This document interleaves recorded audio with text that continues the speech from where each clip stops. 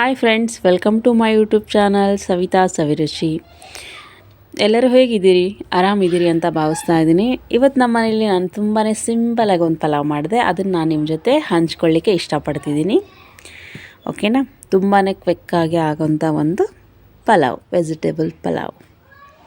ಓಕೆನಾ? ಅದಕ್ಕೆ ಬೇಕಾಗಿರೋಂಥ ಸಾಮಗ್ರಿಗಳು ನಾನು ಹೆಚ್ಚೇನು ಹಾಕಿಲ್ಲ. ಅದಕ್ಕೆ ಒಂದು 4ರಿಂದ 5 ಮೆಣಸಿನ್ಕಾಯಿ, ಬೀನ್ಸ್, ಕ್ಯಾರೆಟ್ ಮತ್ತು ಸೌತೆಕಾಯಿ, ಈರುಳ್ಳಿ.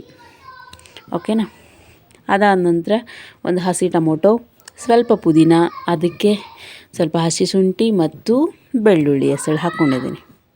ಇದನ್ನು ಚೆನ್ನಾಗಿ ಗ್ರೈಂಡ್ ಮಾಡ್ಕೊಂಡು ಇಟ್ಕೊಳ್ಳೋಣ. ಓಕೆನಾ? ಅದಾದ ನಂತರ ಒಂದು ಒಲೆ ಮೇಲೆ ಒಂದು ಕುಕ್ಕರ್ ಇಟ್ಕೊಂಡಿದ್ದೀನಿ. ಇದಕ್ಕೆ 2ರಿಂದ 3 ಸ್ಪೂನ್ ಆಯಿಲ್ ಹಾಕ್ಕೊಂಡಿದ್ದೀನಿ. ಅದಾದ ನಂತರ ಒಂದು 5 ಮೆಣಸು ಮತ್ತು 3 ಲವಂಗ, 2 ಚಕ್ಕೆ, 2 ಏಲಕ್ಕಿ ಮತ್ತು ಪಲಾವ್ ಎಲೆ ಹಾಕ್ಕೋತಿದ್ದೀನಿ. ಅದಾದ ನಂತರ ಈರುಳ್ಳಿ, ಮೆಣಸಿನ್ಕಾಯಿ, ಕರಿಬೇವು, ಅದಾದ ನಂತರ ಎಲ್ಲ ವೆಜಿಟೇಬಲ್ಸ್, ನಂತರ ಮಿಕ್ಸಿ ಮಾಡಿಟ್ಕೊಂಡಿದ್ವಲ್ಲ ಅದನ್ನು ಕೂಡ ಇದಕ್ಕೆ ಮಿಶ್ರಣ ಮಾಡ್ಕೋತಾ ಇದ್ದೀನಿ. ಅದಾದ ನಂತರ ರುಚಿಗೆ ತಕ್ಕಷ್ಟು ಉಪ್ಪು ಹಾಕ್ಕೊಳ್ಳಿ. ಅದಾದ ನಂತರ ನೀವು ಎಷ್ಟು ಅಕ್ಕಿ ತೊಗೊಂಡಿರ್ತೀರೋ ಅದರ ಅನುಸಾರ ನೀರು ಹಾಕ್ಕೊಳ್ಳಿ. ನಾನು 2 ಕಪ್ ಅಕ್ಕಿ ತೊಗೊಂಡಿದ್ದೆ, ಅದರ ಅನುಸಾರ ನೀರು ಹಾಕ್ತಾಯಿದ್ದೀನಿ ಇಲ್ಲಿ. ಓಕೆನಾ?